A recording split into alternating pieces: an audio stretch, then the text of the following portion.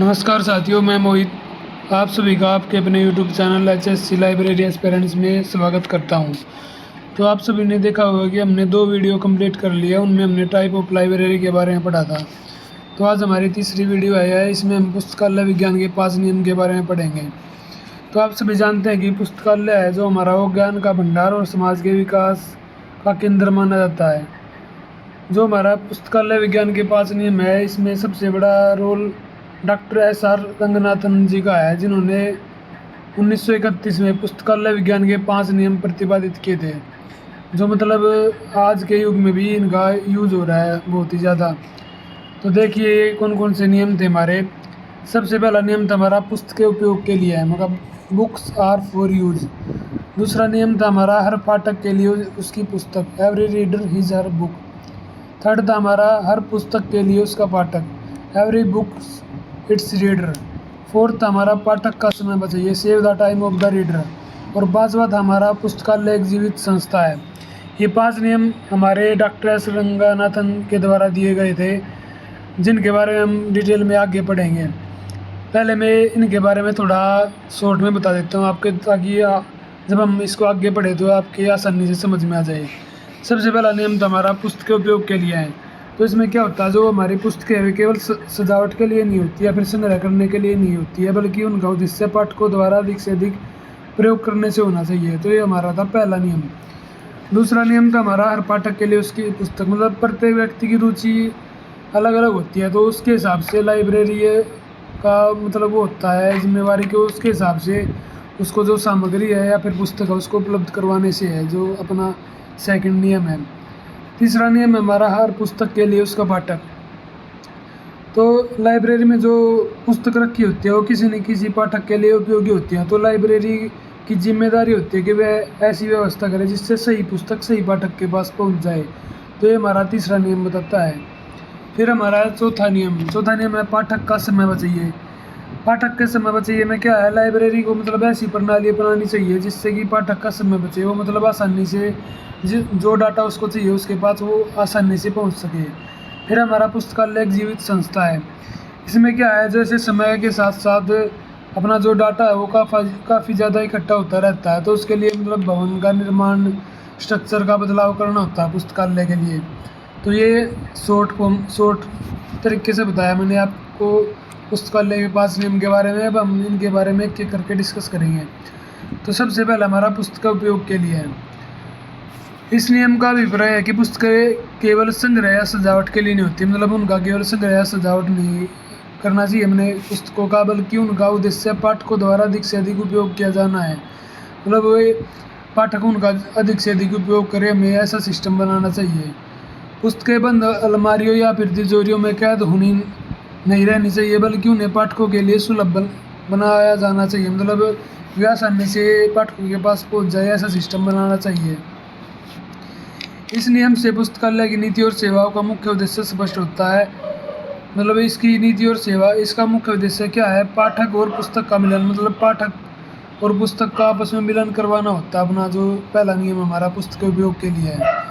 फिर इसकी कुछ सेवाएं हैं, जैसे सबसे पहले ओपन एक्सेस सिस्टम, मतलब हम जिससे पाठक स्वयं अलमारियों से पुस्तक चुन सके, ऐसी प्रणाली बना के भी हम मतलब वो कर सकते हैं, पुस्तक के उपयोग के लिए बना सकते हैं पाठकों के लिए।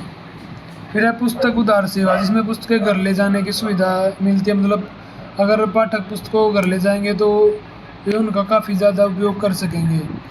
फिर हमारा पाठक सेवा केंद्र, इसमें क्या होता है, पाठक आसानी से अपनी आवश्यकता की सामग्री पा सकता है, मतलब ऐसा सिस्टम अपनाना चाहिए पाठक आसानी से अपनी जो सामग्री है वो प्राप्त कर सके, इससे भी वे अपनी पुस्तक के उपयोग में ला सकता है। फिर हमारा ई पुस्तकें और डिजिटल लाइब्रेरी, इसमें ज्ञान का जो दायरा है और ज़्यादा बढ़ जाता है अपना, जैसे ई पुस्तकें, डिजिटल लाइब्रेरी, इस मीडियम में हमको पुस्तक प्रोवाइड करवानी चाहिए यूज़र को।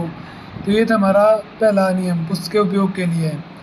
इसमें मतलब यही बता रखा है कि पुस्तकों को केवल संग्रह या फिर सजावट करके नहीं रखना चाहिए, बल्कि लाइब्रेरी का ऐसा उद्देश्य होना चाहिए कि वह पाठकों के द्वारा अधिक से अधिक उपयोग कर सके जो पुस्तकें होती हैं लाइब्रेरी के अंदर। तो ये हमारा हो गया पहला नियम। अब हम देखेंगे दूसरा नियम। दूसरा नियम है हमारा हर पाठक के लिए उसकी पुस्तक, every reader his her book. प्रत्येक व्यक्ति की रुचि, आवश्यकता और ज्ञान स्तर अलग अलग होता है। मतलब जो प्रत्येक व्यक्ति है, कोई बच्चा उसका ज्ञान का लेवल अलग है, उसको अलग पुस्तकें चाहिए, बड़ा है उसको अलग चाहिए, कोई रिसर्च कर रहा है तो उसको अलग पुस्तकें चाहिए। इसलिए पुस्तकालय का दायित्व है कि वह हर प्रकार के पाठक के लिए उपयुक्त पुस्तक उपलब्ध करवाए। मतलब जो जिस प्रकार का पाठक है उस हिसाब से उसको पुस्तक प्रोवाइड करने में मदद करनी चाहिए लाइब्रेरी को, पाठक की।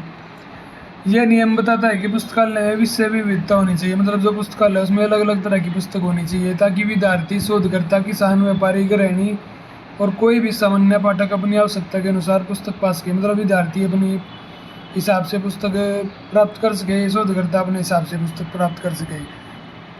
पुस्तकालय की जिम्मेवारी है कि वह सभी वर्गों के पाठकों को उनकी रुचि, आवश्यकताओं के अनुसार संसाधन उपलब्ध करवाए। मतलब पुस्तकालय की जिम्मेवारी होती है कि वह जिस वर्ग का पाठक है उसकी रुचि के हिसाब से उसको संसाधन उपलब्ध करवाए।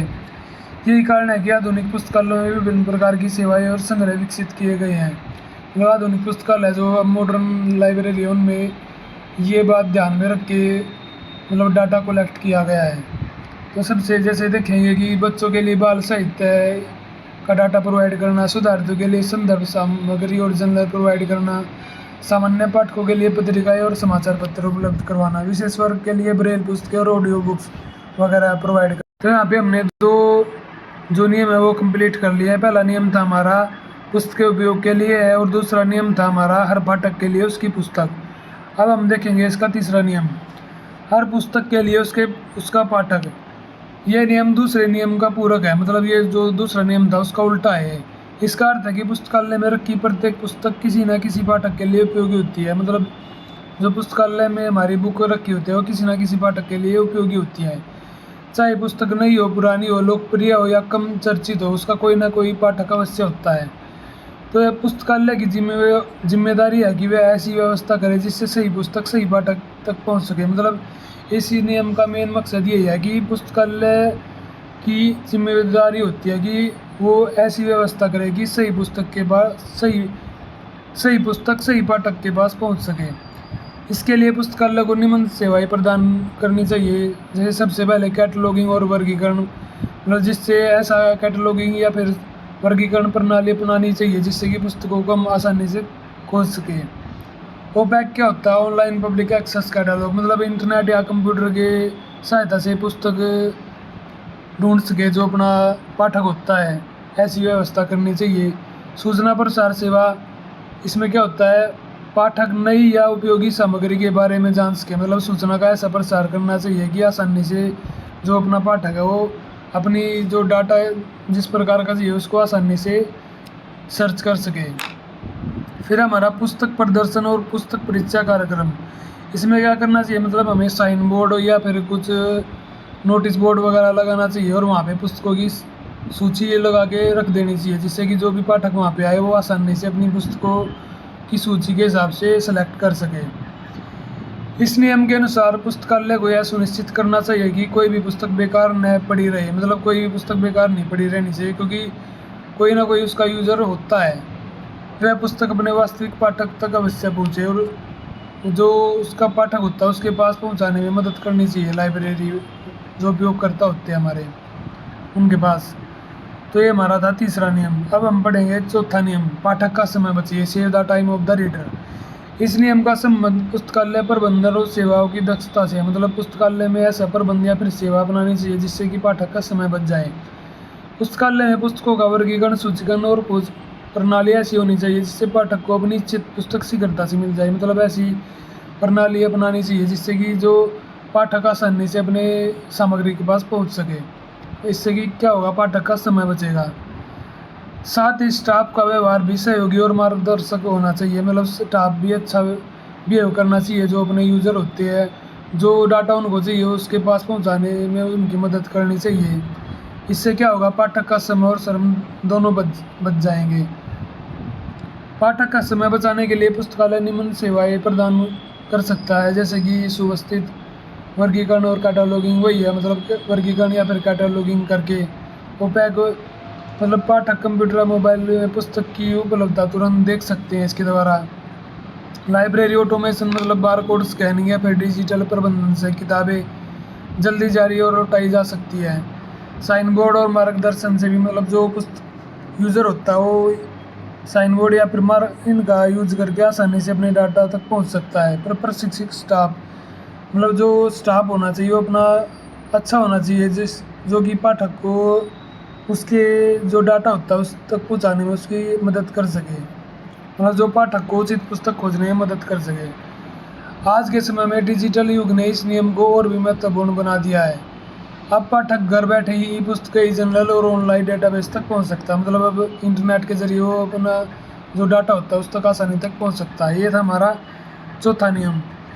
अब है हमारा पांचवा नियम, पुस्तकालय एक जीवित संस्था है। मतलब जैसे जैसे मतलब हमारे पास डाटा समय बढ़ता जा रहा है तो डाटा काफ़ी ज़्यादा में इकट्ठा होता जा रहा है।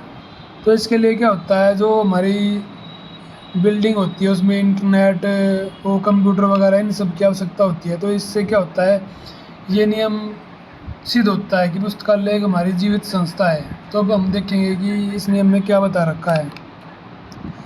इस नियम का अर्थ है कि पुस्तकालय स्थिर नहीं है बल्कि निरंतर विकसित होने वाली संस्था है। जैसे जैसे ज्ञान का विस्तार होता है नई नई पुस्तकें प्रकाशित होती है। मतलब जैसे जैसे जैसे मतलब हम आगे बढ़ रहे हैं तो नई नई खोज होती जा रही है। इससे क्या होता है कि नई नई पुस्तकें प्रकाशित होती जा रही हैं अपनी। तो वैसे वैसे पुस्तकालय का भी विकास होना चाहिए। तो उस हिसाब से पुस्तकालय का भी विकास करना चाहिए हमको। केवल संग्रह ही नहीं बल्कि भवन, तकनीक, सेवाएं और प्रबंधन प्रणाली भी समय के साथ बदलनी चाहिए। जो मतलब जो लाइब्रेरी का भवन है, तकनीक है, सेवाएं है, उनको भी चेंज करना चाहिए समय के हिसाब से। पुस्तकालय की वृद्धि निम्न रूपों में दिखाई देती है, जैसे कि संग्रह का विस्तार। जैसे नई नई पुस्तकें, पत्रिकाएं, जर्नल्स ये जुड़ते रहते हैं तो इससे क्या होता है, संग्रह का विस्तार होता रहता है। बौद्धिक ढांचे का विकास, संग्रह बढ़ने पर भवन का विस्तार या नई शाखाएं खोली जाती है। तो ये भी हमारी जो पांचवा नियम है उसको सिद्ध करता है। फिर हमारा तकनीकी प्रगति, समय के साथ पुस्तकालय में कंप्यूटर, इंटरनेट, बारकोड, RFID और डिजिटल सेवाएं शामिल हो गई है। ये भी हमारे मतलब पांचवें नियम से रिलेटेड है। सेवाओं का विस्तार, जैसे पहले केवल पुस्तक उधार सेवा होती थी, अभी पुस्तकें, जर्नल, डेटाबेस, डिजिटल रिपोजिटरी भी उपलब्ध है अपनी। उपयोगकर्ता की बदलती आवश्यकता है, पाठकों की रुचि और आवश्यकता के अनुसार पुस्तकालय नई सामग्री और सेवाएं अपनाता, मतलब उनकी रुचि के हिसाब से मतलब इकट्ठा करता है डाटा। तो यहाँ पे हमारे 5 नियम कंप्लीट होते हैं। आज के सूचना समाज में पुस्तकालय का विकास और भी तेज़ी से हो रहा है। मतलब जो अपना मॉडर्न ज़माना आ गया तो इसमें पुस्तकालय विकास काफ़ी तेज़ी से हो रहा है। अब पुस्तकालय के भी भौतिक पुस्तकों तक सीमित नहीं है बल्कि डिजिटल लाइब्रेरी, वर्चुअल लाइब्रेरी और नॉलेज मैनेजमेंट सेंटर के रूप में उभर रही है अपनी जो लाइब्रेरी है। तो हम लास्ट में जो हमारा एग्जाम में क्वेश्चन आएगा उसमें निष्कर्ष जरूर लिखेंगे। तो यहाँ पे क्या निष्कर्ष निकले है इससे देखते हैं। डॉक्टर रंगनाथन द्वारा प्रतिपादित ये 5 नियम पुस्तकालय विज्ञान की आत्मा कहे जा सकते हैं। मतलब ये पुस्तकालय विज्ञान की आत्मा है जो डॉक्टर रंगनाथन द्वारा 5 नियम दिए गए थे।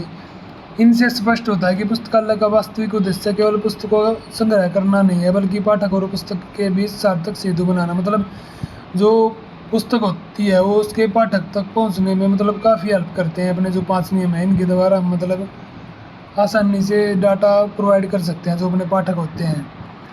आज जब पुस्तकालय पारंपरिक पुस्तकों के साथ साथ ई पुस्तकें, डिजिटल डाटाबेस और ऑनलाइन संसाधन उपलब्ध करा रहे हैं तब भी ये नियम पूरी तरह प्रासंगिक है। मतलब जो हमारा ट्रेडिशनल लाइब्रेरी थी उसमें क्या होता, केवल हम पुस्तकों संग्रह करके रखते थे।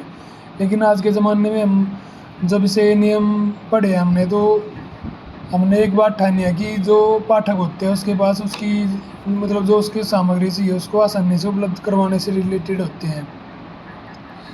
इनका पालन करके ही पुस्तकालय समाज के बौद्धिक और सांस्कृतिक विकास का केंद्र बन सकते हैं। मतलब इन नियमों का पालन करके हम पुस्तकालय समाज का बौद्धिक और सांस्कृतिक विकास कर सकते हैं। तो यहाँ पे आज हमारा ये पुस्तकालय विज्ञान के 5 नियम वाला टॉपिक खत्म होता है। मैं एक बार इसका कभी रिवीजन करवा देता हूँ। ये 5 नियम किसके द्वारा गए थे? डॉक्टर SR रंगनाथन के द्वारा 1931 में। पहला नियम था पुस्तक के उपयोग के लिए, मतलब जो पुस्तकें है वे सजावट या संग्रह करने के लिए नहीं होती बल्कि जो उनका उद्देश्य क्या होता है, पाठकों द्वारा अधिक से अधिक प्रयोग करने से होता है। फिर दूसरा हमारा हर पाठक के लिए उसकी पुस्तक, मतलब प्रत्येक व्यक्ति की जो रुचि है वो अलग अलग होती है तो उसके हिसाब से मतलब जो पुस्तक है वो सामग्री उपलब्ध करवानी चाहिए हमको। फिर तीसरा हमारा हर पुस्तक के लिए उसका पाठक, मतलब जो लाइब्रेरी में रखी पुस्तक है वो किसी न किसी पाठक के लिए उपयोगी होती है। तो ये लाइब्रेरी का कर्तव्य होता है कि वो उसके मतलब जो पाठक होता है उसकी रुचि के हिसाब से उसको पुस्तक उपलब्ध है। फिर हमारा पाठक का समय बचाइए, मतलब हमको ऐसी प्रणाली अपनानी चाहिए जिससे कि पाठक का समय बच जाए, जैसे वर्गीकरण, साइन बोर्ड, मार्गदर्शन, इन सब का यूज करना चाहिए। फिर हमारा पुस्तकालय एक जीवित संस्था, मतलब जैसे जैसे जो डाटा है वो काफ़ी ज़्यादा मात्रा में इकट्ठा होता जाता है, तो हमें जो भवन है, डिज़ाइन है, वो सब चेंज करना पड़ता है लाइब्रेरी का। तो इससे क्या होता है कि पुस्तकालय हमारे एक जीवित संस्था है, ये नियम सिद्ध होता है। तो मैं सबसे उम्मीद करता हूँ कि आपको ये टॉपिक अच्छी तरह से समझ आ गया होगा। ऐसी ही और वीडियो का आनंद उठाने के लिए हमारे चैनल को सब्सक्राइब करें, वीडियो को लाइक करें और इसे शेयर करें, ताकि जो इग्नू का स्टूडेंट है जिसने अभी एडमिशन लिया है उस तक ये वीडियो आसानी से पहुंच सके। हाँ, एक बात और है कि आप लोग वीडियो को देख तो लेते हो लेकिन उसको ना तो लाइक करते और ना ही चैनल को सब्सक्राइब करते। आपका एक लाइक व चैनल को सब्सक्राइब मेरे लिए मोटिवेशन का काम करता है और मेरे को और ज़्यादा ऐसी वीडियो बनाने के लिए प्रेरित करता है। तो मैं आपसे उम्मीद करता हूँ कि आप चैनल को सब्सक्राइब करोगे और वीडियो को लाइक करोगे और इसे आगे पहुँचाने में मदद करोगे। धन्यवाद।